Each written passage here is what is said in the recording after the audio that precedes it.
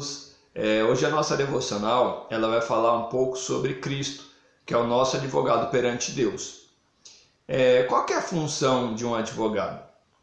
Existem várias funções de um advogado, dentre elas, defender o seu cliente e dar conselhos profissionais. Ele deve usar a sua capacidade para defender uma causa. Ele é responsável em utilizar os meios legais que estiverem ao seu alcance, até para convencer o juiz da inocência do seu cliente. Agora vamos imaginar que você precise de um advogado. Vamos imaginar que você foi acusado de um crime e que tivesse que comparecer diante de um tribunal. O que você esperaria de um advogado? No livro Encontros com Jesus, de um pregador chamado Timothy Keller, ele diz assim, que se você gaguejar, a corte vai te achar alguém que está gaguejando realmente. Mas se você tem um advogado que seja eloquente, as pessoas vão te achar eloquente. Se você for alguém ignorante, mas tiver um advogado que é brilhante, todo o tribunal, toda a corte vai te achar que você é brilhante. Em alguns casos, você nem precisa comparecer perante o tribunal. Você pode deixar o cargo do advogado, que vai ser o seu substituto, e ele vai tomar o seu lugar e vai apresentar a sua causa perante o juiz. Lá em 1 João 2,1 diz o seguinte: se todavia alguém pecar, temos advogado junto ao Pai, Jesus Cristo, o justo, e ele é a propiciação pelos nossos pecados. Ou seja, se você for culpado, o que você vai precisar?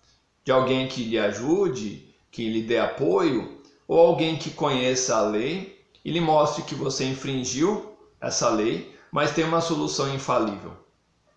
Talvez você não precise só de um bom advogado, você vai precisar do advogado perfeito, que vai apresentar sua causa diante de Deus.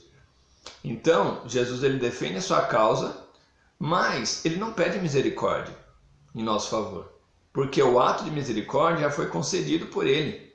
Jesus não precisa suplicar por ela. Então ele pede justiça. Lá em 1 João 1,9 diz que se confessarmos os nossos pecados, ele é fiel e justo para nos perdoar os pecados. Ou seja, é a melhor maneira de conseguir a absolvição para você. É mostrar que você deve ser absolvido pela lei.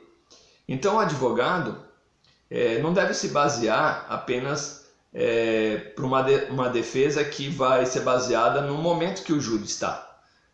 Ele tem que se ajustar ao texto legal.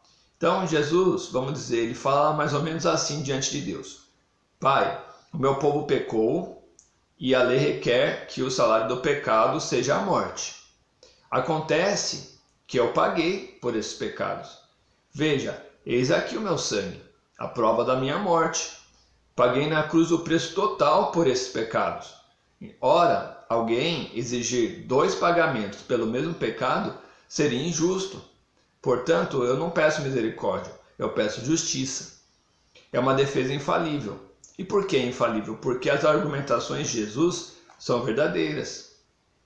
É verdade também que Deus, ao contrário das leis humanas, ele não tapa os olhos para o pecado, ele despreza o pecado, mas ele não nos considera inocentes. Mas é através de Jesus, que é o nosso advogado, que se tornou o nosso substituto, a propiciação pelos nossos pecados, que faz com que a gente tenha a salvação, que a graça de Deus seja derramada na nossa vida. Então essa é a mensagem de hoje e eu quero orar com você.